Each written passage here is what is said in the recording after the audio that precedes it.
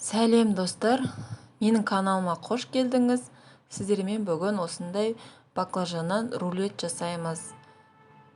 Өте дәмі керемет, начинкамен жасаймын.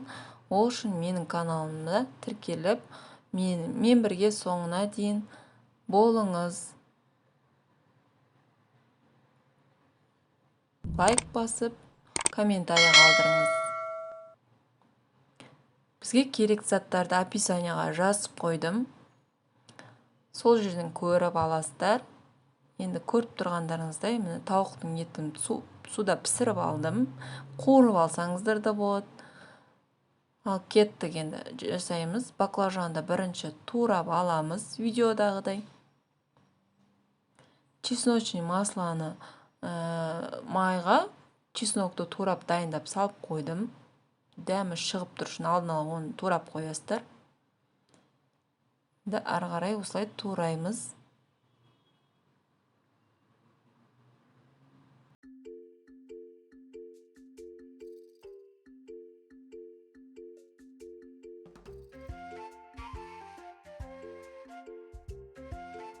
Міне баклажанымызды ұнға ұнатып алып, майда қуырып аламыз. Енді тауық етін турап қойдым мен. Жұқалап тураңыздар. Осылай ұзынша қылып, кішкене жіңішке қылып. Күләрімізді дайындаймыз. Жұмыртқаны әбден араластырамыз.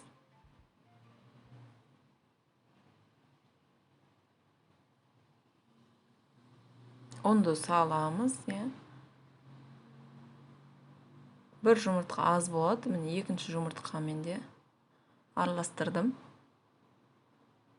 Енді ол жасағанымызға байланысты.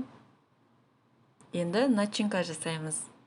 Ол үшін бізге творожный сыр және помидорды майдалап тураймыз. Творожный сыр мұнда 2 чайный қасықпен.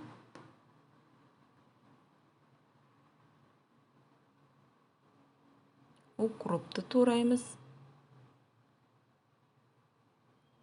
Және мына чесночный масламыздың майын құямыз да араластырамыз әдемілеп.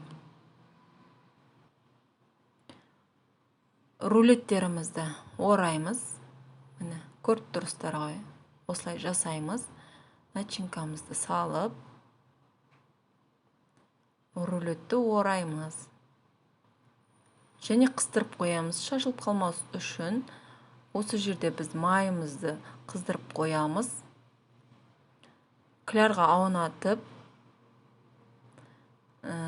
панировочный сухариге салып, қызып тұрған майда қуырып аламыз, бауырсақ секілді. Міне баклажандарымыз дайын, рулетіміз. Енді соус жасаймыз. Помидорды турап, пияз, укроп турап, май, сұйық маймен араластырып, өте керемет, қонақтарыңызға ұнайды деген ойдамын.